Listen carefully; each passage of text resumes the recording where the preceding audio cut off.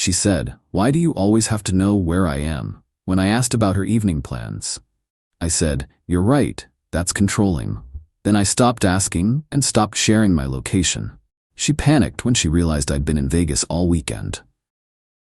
Original post: I, 33 male, had a simple question for my girlfriend Jessica 3 weeks ago. We'd been together for 4 years, living together for 2. "What are you up to tonight?" I asked while making breakfast. She exploded. "Why do you always need to know where I am? It's suffocating. I can't breathe in this relationship." I was confused. I ask maybe once or twice a week, usually to plan dinner or know if I should wait up. "I'm just trying to coordinate our evening." "No, you're being controlling. My therapist says this is toxic behavior. You tracking my every move is abusive." "Jessica, we share our locations with each other. It's mutual, and I don't track." God, there you go again, making excuses. I need space to be my own person. I set down my coffee. Looked at her for a long moment. She'd been weird lately, protective of her phone, vague about her evenings, lots of work emergencies that required her to leave suddenly. "You know what? You're absolutely right," I said calmly. "I've been controlling. I'm sorry." She blinked, surprised. You are?" "Yeah, from now on, I won't ask where you're going or what you're doing. Your business is your business." "Oh, well, good. And to make it fair, I'll stop sharing my location too. No need for either of us to know where the other is." Her face changed slightly. "That's not necessary." "No, it's only fair. You need space, I'll give you space." I turned off location sharing right there at the breakfast table. She watched me do it, looking uncomfortable. "I mean, you don't have to. It's done, we're both free now." The next 2 weeks were interesting. She'd randomly ask what I was doing that evening. I'd just say I have plans and leave it at that. She'd probe for details. I'd smile and change the subject. "Where were you last night?" she asked one morning. "Out." "Out where?" "Why do you need to know?" That's controlling, remember? She'd get frustrated but couldn't argue without looking like a hypocrite. Then came last weekend. Friday morning, she mentioned she had a girls' weekend planned. Leaving that evening, back Sunday night. "Have fun," I said, not looking up from my laptop. "You're not gonna ask where?" "Nope. Your business." She left around 5 p.m. I waited exactly 1 hour, then grabbed my already packed bag and headed to the airport. See, my buddy Tom was having his bachelor party in Vegas. I'd originally declined because Jessica always freaked out about Vegas trips, but since we were giving each other space now, the weekend was epic. Poker, shows, great food. I posted nothing on social media. I rarely do anyway. Just lived in the moment with the boys. Sunday afternoon, I'm at the airport waiting for my flight home when my phone explodes. 63 missed calls.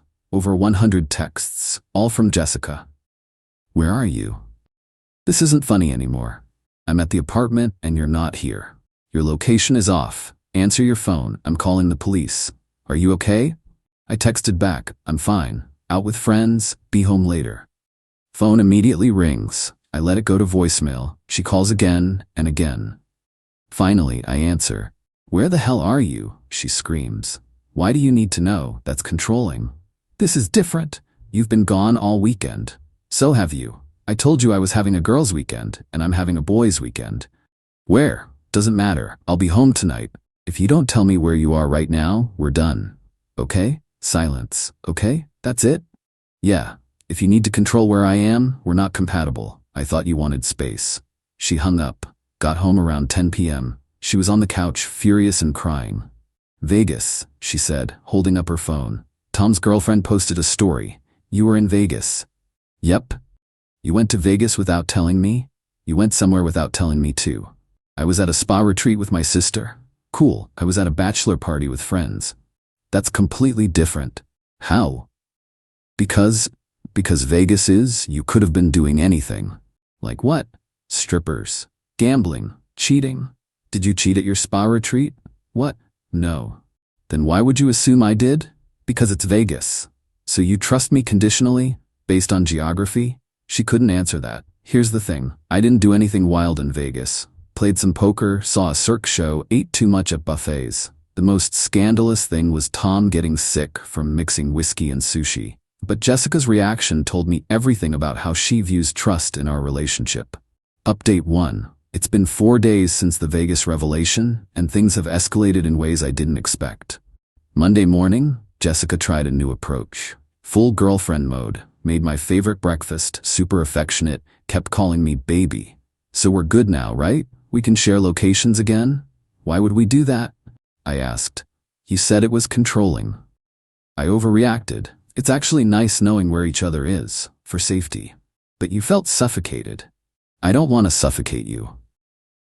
You're not. I was being dramatic. Jessica, you said your therapist called it toxic. She went quiet. Maybe I misunderstood what she said. Or maybe there is no therapist. She froze. What's that supposed to mean? When's your next appointment? That's private. Of course it is.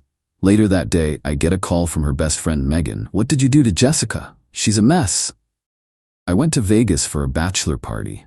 Without telling her. She went to a spa weekend without giving me details. We agreed we don't need to know where each other is. That's different. She's a woman. Excuse me?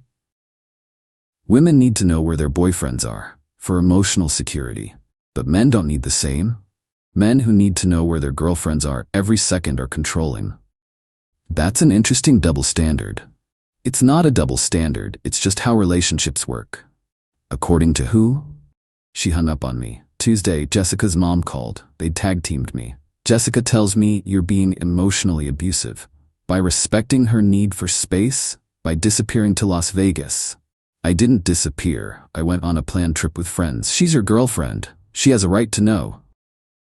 She said, I don't have that right when it comes to her whereabouts. That's different. Everyone keeps saying that, but no one explains how. Because she's not the type to do anything wrong. And I am? Men in Vegas, we all know what happens. What happened was poker and overpriced drinks. Jessica is talking about taking a break. That's her choice. You don't even care. I care. But I won't be in a relationship with double standards. Wednesday night, Jessica came home late, around 11 p.m. Smelled like cologne, not her perfume, men's cologne. Fun night? I asked. Yeah, just drinks with coworkers. Cool. She was expecting an interrogation. Didn't get one. It was killing her. Don't you want to know who was there? Nope. It was a group thing. Brett from accounting was there too. Brett, the guy who's been just a friend forever. The one whose cologne I was currently smelling. Sounds fun? She stared at me, frustrated. You really don't care? I really don't need to control you. Thursday, yesterday was when things got weird. I came home to find Jessica going through my phone. She'd figured out my passcode somehow. What are you doing? Just looking? At what? Nothing. God, why are you so paranoid?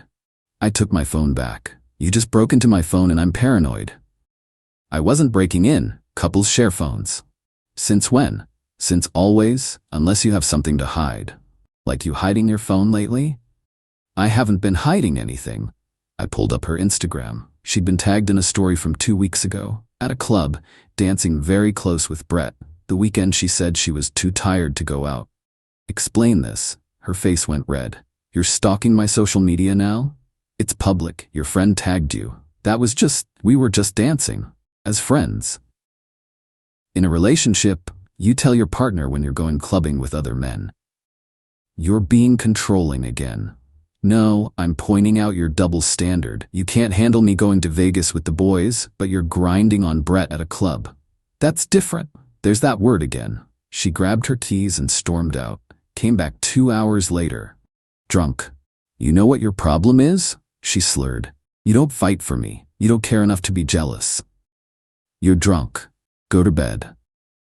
Brett would be jealous. Brett would care. Then date Brett. She started sobbing. Maybe I will. He appreciates me. Okay, we've been texting for months. He actually cares about my feelings. Good for Brett. I could have slept with him tonight, but I didn't. Congratulations on basic loyalty. You're such an asshole. I'm done. We're over. Okay, I'll start looking for a new place tomorrow. That sobered her up real quick. What? No, this is just a fight. You just dumped me. I accept.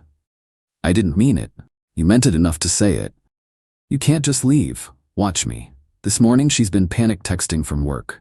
Apparently she told Brett we broke up last night and he immediately asked her out. Now she's freaking out because it's moving too fast and he's being too intense and you can't actually move out. The apartment is in my name. I can absolutely move out. Already scheduled 3 viewings for places this weekend. Update 2. Well, the weekend brought a whole new level of crazy. Friday night, Jessica came home with Brett. Didn't tell me he was coming. They walked in while I was packing boxes in the living room. "What's happening here?" Brett asked, trying to sound tough. Dude's maybe 5'7" and built like a breadstick. "I'm moving out.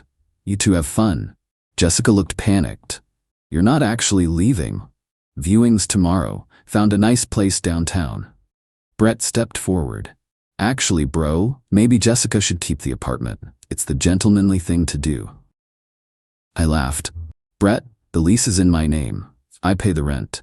Jessica's been living here rent-free for a year because she's between jobs." Jessica's face went red. Guess she hadn't mentioned that to Brett. "You live here for free?" Brett turned to her. "It's not like that. We're partners. We share everything." "We shared everything when she needed it," I corrected. "But when I needed to know if she was at a club with you, that was controlling." Brett looked uncomfortable. "You were at the club that night?" "Brett, not now," Jessica hissed. "You said you were single that night." "We were basically broken up." "We literally had dinner together that night," I added helpfully. "She said she loved me before leaving." Brett stared at her. "You said you'd been broken up for weeks." The realization was dawning on poor Brett's face. He'd been the side piece who thought he was about to be promoted to main guy. I need to go." Brett headed for the door. "Brett, wait." Jessica chased after him. "It's complicated." They argued in the hallway for 10 minutes. Brett left. Jessica came back in tears. "Look what you did." I stated facts. Brett drew his own conclusions. "You ruined everything. I thought I was giving you what you wanted. Space, freedom." "Brett?" She spent Friday night crying and drinking wine. Posted a bunch of cryptic quotes on Instagram about knowing your worth and toxic people. Saturday morning, the real estate agent called. The apartment I wanted was available, but they needed a decision fast. I said yes immediately. While I was on the phone, Jessica was on hers, with her dad. "Daddy, I need help." "No, we're broken up. He's abandoning me." I could hear her dad's voice through the phone offering to pay for a lawyer. "For what?" I called out. "Being broken up with?" She covered the phone. "For a legal eviction. You're not a tenant, you're a guest. No lease, no rent payments, you have zero legal standing." She went pale and continued the call in her room. An hour later, there's a knock. Her parents, Robert and Diane. Old money, real estate family. They walked in like they owned the place. "Sit down, young man," Robert commanded. "I'm good standing, thanks. My daughter has invested 4 years in this relationship. She deserves compensation." I actually laughed. "Compensation? For what?" "Emotional labor, domestic contributions, career sacrifices. She hasn't worked in a year. I do most of the cooking and cleaning. What career did she sacrifice?" Diane chimed in. "She gave up opportunities to be with you." "What opportunities?" "The 3 MLMs she quit, the photography business that took 0 photos, the lifestyle blog with 2 posts." Jessica was mortified. "Those were real ventures. Funded by me, about $8,000 total if we're counting." Robert pulled out his checkbook. "What will it take for you to let her keep the apartment?" "It's not about money. I need a place to live. She can't afford this apartment." "We'll pay her rent." "Then get her a different apartment. This lease ends in 3 months anyway." "She wants this one. She's established here." "Established? She doesn't even get mail here. Everything's still going to your address." Jessica started crying again. "Why are you being so cruel?" "I'm not being cruel. I'm moving on like you wanted when you said we were done." Diane tried another approach. "What about the time she supported you emotionally through your mother's illness?" "My mom had the flu for a week last year. Jessica complained the whole time about having to be quiet while Mom rested in the guest room." "You mean when she tried to make my sick mother sleep on the couch so she wouldn't contaminate the guest room?" Silence. Robert stood up. "You'll regret this. I know people." "Is that a threat?" "It's a promise. You'll never work in this city again." "I work for the federal government, Robert. Good luck with that." They left in a huff. Jessica stayed, alternating between crying and rage texting. Sunday was moving day. I'd hired movers for the morning. As they were loading boxes, Jessica made one last play. She came out in lingerie. "Remember when we first moved in?" She pressed against me. "We christened every room. Jessica, the movers are literally right there. One mover tried very hard to look at the ceiling. We could try again, work things out, forget all this nonsense. The nonsense where you emotionally cheated with Brett for months? It wasn't cheating, we just talked about how much you wanted to be with him. I was confused. And now? I choose you. Because Brett ran away when he found out you lied? She stepped back, face hard. You're gonna regret this. Probably not. As the movers took the last box, she played her final card. I'm pregnant. I stopped, turned around. No, you're not. How would you know? Because we haven't had sex in 2 months. You've been too stressed or too tired, probably because you were saving yourself for Brett. Her face crumbled. That's not, I wasn't. Plus, you were drinking heavily 3 days ago. You wouldn't do that if you were pregnant. She had nothing left, just stood there as I left. Final update. It's been a week since I moved out. The new apartment is smaller, but all mine. Peace and quiet. No drama, no double standards. Jessica lasted exactly 3 days before the bombardment started. First, she tried the friend approach. Had 7 different people contact me about giving her another chance, and how relationships take work, and you guys were so good together. My response to all of them? She wanted space. I gave her infinite space. Then came the social media campaign. She posted a series of stories about narcissistic exes and emotional manipulation and starting fresh. The comments were hilarious, half supporting her, half calling out her obvious lies. Someone even commented, "Didn't you tell me last month you were planning to date Brett from your office?" She deleted that real quick. Thursday, I get a call from my landlord at the old place. Jessica hadn't left, she'd changed the locks. She says she's your common-law wife and has rights to the apartment. We don't have common-law marriage in this state. She's a guest who won't leave, that's trespassing. I'm serving her with a 3-day notice to vacate. Good, let me know if you need any documentation proving she's not a tenant. Friday, Brett reached out. Yeah, Brett. Hey man, can we talk? Met him for coffee. He looked rough. She won't leave me alone, he said. Hundreds of texts, shows up at my apartment, called my mom. Your mom? Told her we were getting married. My mom called to congratulate me. I've known Jessica for a month. Technically, you've been emotional affair partners for longer. It wasn't. Okay, yeah, it was. I'm sorry about that. I'm not the one you screwed over, you screwed yourself. She told me you were abusive, controlling, that you wouldn't let her leave. And you believed her while she was living rent-free in my apartment? I didn't think about it like that. Brett, she played you, just like she played me. Learn from it. She's saying she'll kill herself if I don't date her. Call the police for a wellness check, document everything, and block her. Already did. She made fake numbers. Change your number. I did. She got it from someone at work. HR now. Saturday night.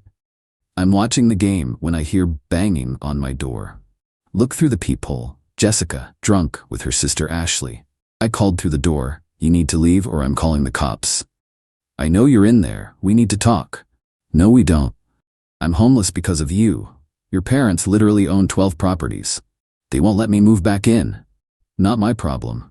Ashley chimed in. You're being a real dick. She loved you. She loved what I provided. There's a difference. She made mistakes. Everyone deserves a second chance. She had about 50 chances. I just stopped counting. They banged on the door for 10 more minutes. Other neighbors started coming out. Building security showed up. They were escorted out. Yesterday, Sunday, I get a text from an unknown number. This is Robert. Jessica is in the hospital. Suicide attempt. This is on you. I didn't respond, but I did call the hospital. No patient named Jessica there. Called 3 other hospitals. Nothing. Called her sister Ashley. Your dad says Jessica's in the hospital? What? No, she's at their house drinking mimosas by the pool. Why? No reason. Thanks. Screenshot that conversation. Send it to Robert. Lying about suicide is disgusting. Don't contact me again. This morning, Jessica posted on Instagram from a yacht. Some new guy, looked about 60. Caption, sometimes you have to trade up. Luxury life blessed. Tom texted me the screenshot. Didn't take her long. 2 weeks. Must be a record. You okay? Better than okay. I'm free. The old apartment? Landlord says she finally left after he started eviction proceedings. Left it trashed. Holes in walls, red wine on carpets, broken mirrors. He's suing her for damages. Asked if I wanted to join the lawsuit since I'm still on the lease for 2 more months. I declined. Not my circus anymore. But here's the funny part. She tried to take my mail, had it forwarded to her parents' house. Federal crime, turns out. Postal inspector is now involved. Robert called begging me to drop it. I don't control the federal government, Robert. She was just emotional. She didn't know it was illegal. Ignorance isn't a defense. What do you want? I want to be left alone, forever, by all of you. Done. Just call off the postal people. I'll tell them I don't want to press charges. What they do is up to them. It's been quiet for 48 hours now. My phone isn't blowing up. No one's at my door. No manipulation. No gaslighting. No double standards.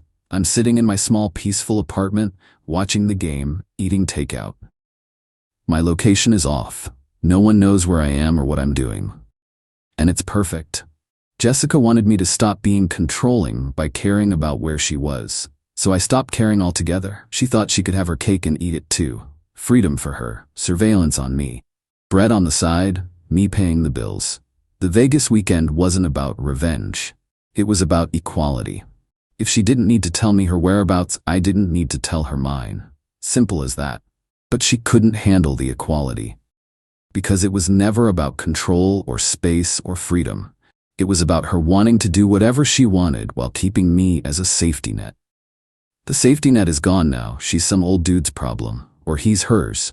Either way, not my circus, not my monkeys. To everyone saying I should have just talked to her, I tried. She called it controlling, so I stopped talking and started walking. To everyone saying I'm heartless, maybe. Or maybe I just finally grew a spine. 4 years wasted? Nah. 4 years of education, expensive education, but worth every penny to learn what I won't accept in a relationship. My location stays off. My boundaries stay up and my life stays drama-free. Best trade I ever made.